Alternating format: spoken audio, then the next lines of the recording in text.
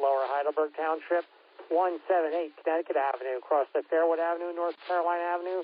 Structure fire reported smoke from an oven. Operation on Burke's Fire Ops 1 after response, 1758.